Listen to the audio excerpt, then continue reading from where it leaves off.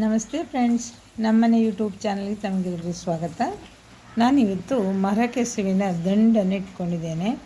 ನಾನೊಂದು 2 ಸಲ ಅಂಗಡಿಯಿಂದ ಎಲೆ ತಂದು ಅದರ ಎಲೆಯಲ್ಲಿ ಪತ್ರೊಡೆ ಮಾಡಿದ್ದೇನೆ. ಇವಾಗ ಈ ದಂಡು ಬಾಕಿ ಇದೆ ನೋಡಿ, ಇದನ್ನು ಬಿಸಾಡಲಿಕ್ಕೆ ಮನಸ್ಸಿಲ್ಲ. ನಾವು ದುಡ್ಡು ಕೊಟ್ಟು ತಂದಿರೋದಲ್ವಾ, ಮತ್ತು ಮರಕೆಸುವಿನ ಎಲೆ ಆದ ಕಾರಣ ಇದನ್ನು ಬಿಸಾಡಿದರೆ ನಮಗೆ ಲಾಸ್ ಆಗ್ತದೆ. ಅದು 2 ದಿನ ಇಟ್ಟರೆ ಕೊಳ್ತತ್ತೆ, ಬಿಸಾಡಿ ಹೋಗಬೇಕಷ್ಟೇ, ಹಾಗಾಗ್ತದೆ. ಆದರೆ ನಾನು ಇದನ್ನು ಈಗ ಏನು ಮಾಡ್ತೇನೆ, ಒಂದು ಸಣ್ಣ ಗೊಜ್ಜು ಮಾಡ್ತೇನೆ, ಮೆಣಸಿನ ಗೊಜ್ಜು. ಫಸ್ಟಿಗೆ ಇದನ್ನು ನಾರನ್ನು ತಗೋಬೇಕು, ಕಟ್ ಮಾಡಿ. ಇದರ ನಾರು ನೋಡಿ, ಈ ಥರ ನಾರಿದೆ. ಇದನ್ನು ಎಳೆದ್ರೆ ಸಿಪ್ಪೆ, ಮೇಲಿನ ಸಿಪ್ಪೆ ಬರ್ತದೆ. ಆ ಸಿಪ್ಪೆನ ತೆಗೆದು ಸಣ್ಣಕ್ಕೆ ಕಟ್ ಮಾಡ್ಕೊಳ್ಬೇಕು. ನಾನು ತೋರಿಸ್ತಾ ಹೋಗ್ತೀನಿ ನೋಡಿ. ಇವಾಗ ನಾನು ಕೆಸುವಿನ ಎಲ್ಲ ಕಟ್ ಮಾಡಿ ಅದರ ಸಿಪ್ಪೆ ಎಲ್ಲ ಎಳೆದು ತೆಗೆದು ಈ ಥರ ಸಣ್ಣಕ್ಕೆ ಕಟ್ ಮಾಡ್ಕೊಂಡಿದ್ದೆ. ಅಂದರೆ ಬೀನ್ಸ್ ಕಟ್ ಮಾಡ್ಕೊಂಡಾಗೆ ಮಾಡ್ಕೊಂಡಿದ್ದೇನೆ. ಅದರ ವೇಸ್ಟ್ ಅಂದರೆ ನೋಡಿ ಈ ಥರ ಇರ್ತದೆ ನೋಡಿ, ಇದರ ಸಿಪ್ಪೆ ಕ್ಲೀನಾಗಿ ತೆಗೆದುಕೊಂಡಿದ್ದೇನೆ. ಇದನ್ನೀಗ ತೊಳೆದು ಇಟ್ಕೊಂಡಿದ್ದೇನೆ. ಹಾಗೆಯೇ ಇದನ್ನು ಮಾಡಲಿಕ್ಕೆ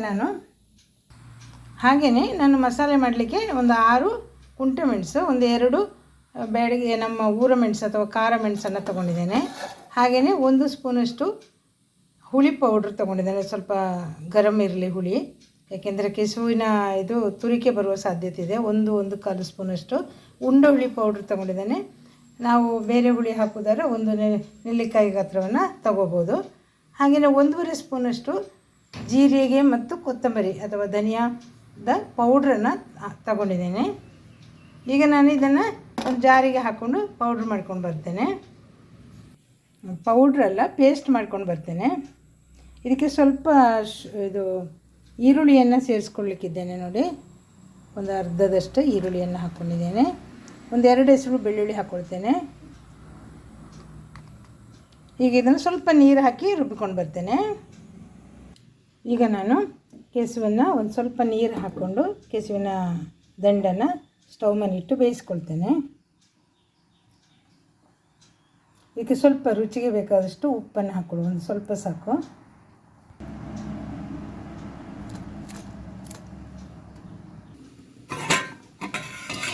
ಇದು ಬೇಯ್ತಾ ಇದೆ. ಇವಾಗ ನಾನು ಒಂದು ಪಾತ್ರೆಯನ್ನು, ದಪ್ಪ ತಳದ ಪಾತ್ರೆಯನ್ನು ಸ್ಟವ್ ಮೇಲೆ ಇಟ್ಕೊಂಡಿದ್ದೇನೆ.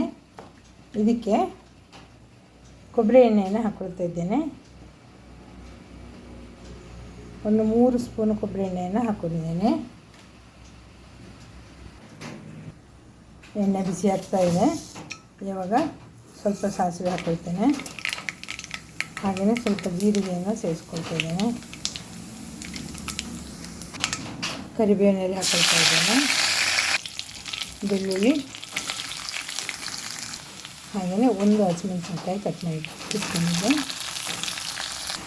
ಇವಾಗ ಈರುಳ್ಳಿ ಸೇರಿಸ್ಕೊಳ್ಳುವ. ಈಗ ಟೊಮೆಟೊವನ್ನು ಹಾಕ್ಕೊಂಡಿದ್ದೇನೆ. ಚೆನ್ನಾಗಿ ಮಿಕ್ಸ್ ಮಾಡುವ. ಒಗ್ಗರಣೆಯಲ್ಲಿ ಬೇಯಬೇಕು. ಇವಾಗ ಸ್ವಲ್ಪ ಅರಿಶಿಣವನ್ನು ಸೇರಿಸ್ಕೊಳ್ತೇನೆ.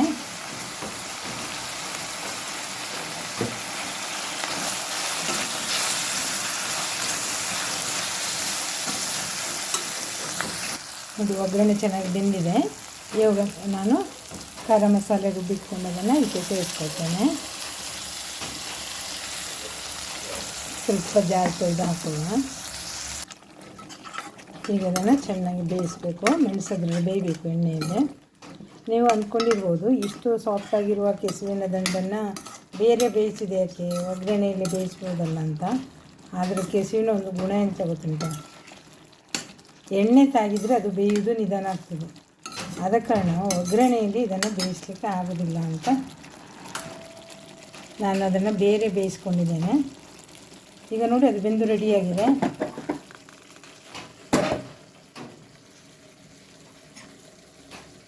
ನೋಡಿ,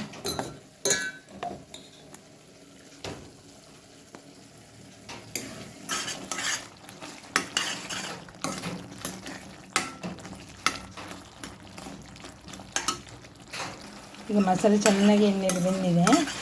ಇವಾಗ ಬೇಯಿಸಿಟ್ಕೊಂಡಂಥ ಕೆಸುವಿನ ದಂಡನ್ನು ಸೇರಿಸ್ಕೊಳ್ತೇನೆ. ನೀರೆಲ್ಲ ಹಾಕ್ಕೊಳ್ತೇನೆ. ಸ್ವಲ್ಪ ಗಸಿ ಆಗ್ಬೋದು. ಈಗ ಕ್ಲೀನಾಗಿ ಮುಚ್ಚೋದನ್ನು. ಉಪ್ಪೆಲ್ಲ ನೋಡಿಕೊಂಡು ಬೇಕಿದ್ರೆ ಹಾಕುವ. ನಾನು ಆಗಲೇ ದಂಡು ಬೇಯುವಾಗ ಹಾಕಿದ್ದೇನೆ. ನೀವು ಯಾವ ಥರ ಈ ಥರ ಮಸಾಲೆಯನ್ನು ಮಾಡಿದ್ದೀರಾ? ಕೆಸುವಿನ ಎಲೆ ಅಂಗಡಿಯಿಂದ ತಂದು ಅದರ ದಂಡನ್ನು ಬಿಸಾಡುವ ಬದಲು ನೋಡಿ ಈ ಥರ ಒಂದು ಒಳ್ಳೆಯ ಮೆಣಸಿನಲ್ಲಿ ಮಾಡಿದ ಕರಿ ಅಥವಾ ಮಸಾಲೆಯನ್ನು ಮಾಡಿಕೊಂಡ್ರೆ ಯಾವುದಾದ್ರು ಫುಡ್ ಜೊತೆ ಯಾವುದೋ ಊಟದ ಜೊತೆ ಆದರೂ ಹಂಚ್ಕೊಂಡು ತಿನ್ಬೋದು, ಅಥವಾ ರೊಟ್ಟಿ ಚಪಾತಿ ಯಾವುದ್ರ ಜೊತೆ ಇದನ್ನು ಸರ್ವ್ ಮಾಡ್ಬೋದು. ಇದು ಒಳ್ಳೆಯ ಒಂದು ಔಷಧೀಯ ಗುಣವುಳ್ಳಂಥ ಒಂದು ಕೆಸುವಿನ ದಂಡಿನ ಮಾಡಿದ್ದು. ಇವಾಗ ಸೂಪರ್ ಆಗಿರುವಂಥ ಕೆಸುವಿನ ದಂಡಿನ ಗೊಜ್ಜು ರೆಡಿಯಾಗಿದೆ. ನಾನು ಇದನ್ನು ಸ್ಟವ್ ಆಫ್ ಮಾಡ್ಕೊಳ್ತೇನೆ. ಈಗ ಒಂದು ಬೌಲಿಗೆ ಹಾಕ್ಕೊಳ್ತಾ ಇದ್ದೇನೆ. ಇದು ಉಪ್ಪಿನಕಾಯಿ ಥರ ತಿನ್ನಬೇಕಷ್ಟೇ, ಸ್ವಲ್ಪ ಗರಂ ಖಾರ, ಆದರೆ ಬಾಯಿಗೆ ಭಾಳ ರುಚಿ ಇದೆ. ಇದನ್ನು ನಾನು ಬರೀ ಹಾಗೆ ತಿನ್ನೋದು ಹೇಗೆ ಅಂತ ತಿಂಡಿಗೆ ಮಾಡಿದಂಥ ರೊಟ್ಟಿ ಇದೆ ನೋಡಿ, ಗುಳ್ಳೆ ರೊಟ್ಟಿ, ಹತ್ತಲ್ಲ ಅಥವಾ ಏನು ಹೇಳ್ತಿರೋ ಗೊತ್ತಿಲ್ಲ, ಅಕ್ಕಿ ರೊಟ್ಟಿ ಮಾಡಿದ್ದೇನೆ. ಅಕ್ಕಿ ರೊಟ್ಟಿ ಜೊತೆಯಲ್ಲಿ ಈ ಗ್ರೇವಿಯನ್ನು ಅಥವಾ ಒಂದು ಗೊಜ್ಜು, ಕೆಸುವಿನ ಗೊಜ್ಜನ್ನು ಸರ್ವ್ ಮಾಡ್ತಾಯಿದ್ದೇನೆ. ನಾನು ಮಾಡಿದ ಇವತ್ತಿನ ಈ ರೆಸಿಪಿ ನಿಮಗೆ ಇಷ್ಟ ಆಯಿತಾ? ಇಷ್ಟ ಆದರೆ ಲೈಕ್ ಮಾಡಿ, ಹಾಗೆ ಶೇರ್ ಮಾಡಿ, ಹಾಗೂ ನಿಮ್ಮ ಕಮೆಂಟನ್ನು ನನಗೆ ಹೇಳಿ ಅಂತ ಹೇಳ್ತಾ, ನನ್ನ ಚಾನಲನ್ನು ನೀವು ಸಬ್ಸ್ಕ್ರೈಬ್ ಮಾಡ್ಕೊಳ್ಳಿ ಅಂತ ಹೇಳ್ತಾ, thank you watching for my video. Thank you.